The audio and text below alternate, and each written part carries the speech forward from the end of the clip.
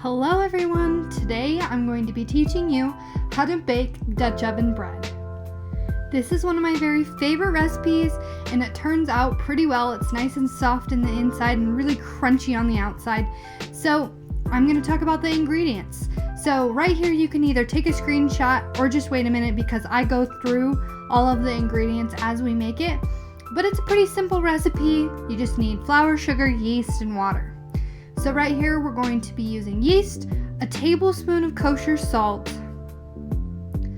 3 tablespoons of extra virgin olive oil, a tablespoon of sugar, and 4 cups of flour. It doesn't matter what kind of flour you use. I've only used all-purpose, so I don't know what bread flour does. You either need a spoon or a spatula, a measuring cup, a tablespoon measure, and a bowl. I would also get a pretty large bowl. So as you can see here, I filled up my measuring cup with 2 cups of warm water. It actually needs to be warmer than your skin, so pretty warm. So all I have here is some active dry yeast. You buy it right at the store. It's alive, so you have to keep it in the fridge. So all you need is 1 tablespoon of that, and then you're going to sprinkle it over the top of your water.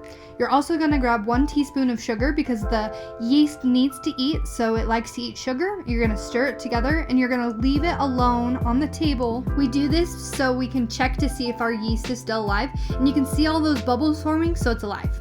Next, we're going to take a tablespoon of salt and put it in that big bowl, and then we're going to get 4 cups of all-purpose flour and dump it in that same bowl that the salt is in. After that, we're going to mix together our salt and our flour to incorporate them so they're even. Then we're going to make a little well with 3 tablespoons of olive oil. And then we're going to pour in our water and yeast mixture and stir it together until it forms a cohesive ball. Don't mix it too much because we don't want the dough to be rough.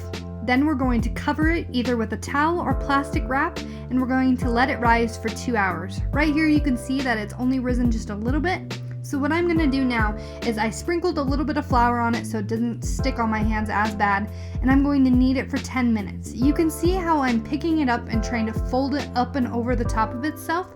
This is creating air bubbles within your bread, so it makes your bread light and fluffy on the inside. And I did this for about 10 minutes, and then I cleaned out a bowl and I put the dough back in the bowl, and I'm going to let it rise for another 2 hours. When you have another hour left on your rise, then we're going to preheat the oven for 1 hour with the Dutch oven pan inside. And we're going to let the bread rise for another 2 hours. Since our pan has been in the oven for an hour, it's going to be really hot, so be very, very careful when you move it and touch it. We're going to take a piece of parchment paper and press it on the inside of your pan. Then we're going to take our bread and we're going to dump it inside the Dutch oven. Make sure that you get every single little piece out that you possibly can so your bread is nice and big. And after this, we're going to put the lid back on and put it in the oven. Make sure you use some oven mitts or some towels to hold your pan because your pan is still hot. And we're going to put it in the oven for 35 minutes on 375. After 35 minutes, we're going to take the lid off and cook it for another 20 minutes. Now you can see that this Dutch oven bread is absolutely amazing, super crispy, and it has lots of flavor. I hope that you enjoyed this how-to video, and I hope that you make Dutch oven bread.